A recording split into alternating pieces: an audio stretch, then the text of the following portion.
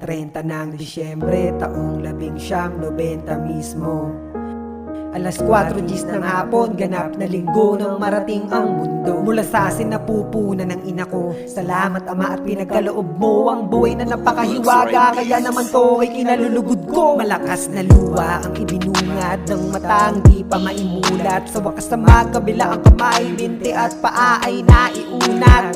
Kung na rin yun din ang unang halik sa hangin para tuluyang mamuhay sa nakakamangha na daigdig. Yan ang aking mga natutunan sa kagapalitan ng buwan at araw. May liwanag nang nakikita, kaligayahan pag kinakausap ng aking magulang. Nakakangiti na lalo na makita tumayot, lumakad, nakakabilib na titigan. Tila malapit na maging halaman ng dating napakaliit na binhilang na nanggaling paligsahan mula sa mga naghahabulan na similya. Milyon-milyon kaming mga magkakatunggali na inasam na marating ang planeta. Akalain na ako ang kaisa-isang pinagpalang masilayan ng makikinang natala. Bilang nila lang sa mundong mahiwaga, nakaloob ng kalawakang bathala. Kaya di ko sasayangin, susulitin kada parating na pagkakataon. Kahit napakarami ng mga balakid ay hindi para irason.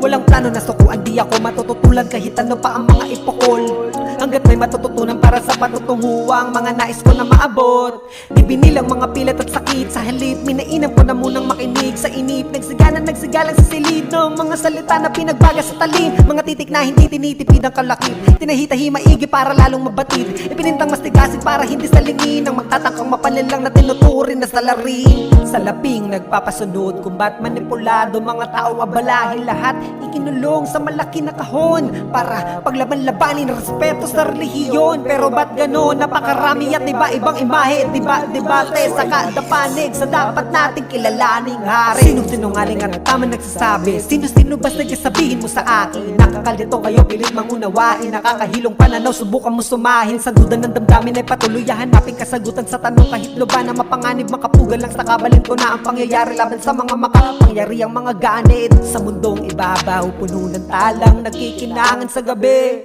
na masisilayang nais madalaw at pahawakan madiin. Pag nakapitan, di bitawan ng bituing nais makamit. Kahit kaalitan, tadhana minsay pipiliting marating. Tandaan mo yan, alam ko may dahilan kung bakit dito ako iniluwal.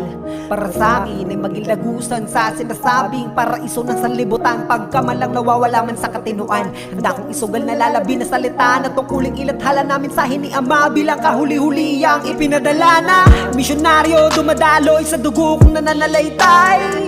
Di ordinaryong tinrabaho, mga titik na tila panday. Di nisenyong itinerno sa henyong mananalaysay. Pero to'y senaryo na makabagong panahon na akin nilakbay. Mamatay o pumatay para sa tagumpay. Handa ko sumugal para sa katotohanan. Kung kapalit naman ang ibinigay ay kalayaan, kamalayan ay bukal sa aking kalooban. Bakit ko pang hinayangan kung ito ay magiging kapakipakinabang? Gagamitin ko ang buhay na hiram kung ito'y kabayaran tungo sa kapayapaan. Sa halip na manahimik, tayo magmasid. Bakit tayo naiipit? Idwa ng dilim at liwanag na malimit. Nandi ko maatim, bakit para pinipigil na ating makamit pagkakaisang pag-ibig? Inaabala para di natin maisip, sinamantala tila ba na nanaginip? Di makapalag lalo na makikitid tang ina.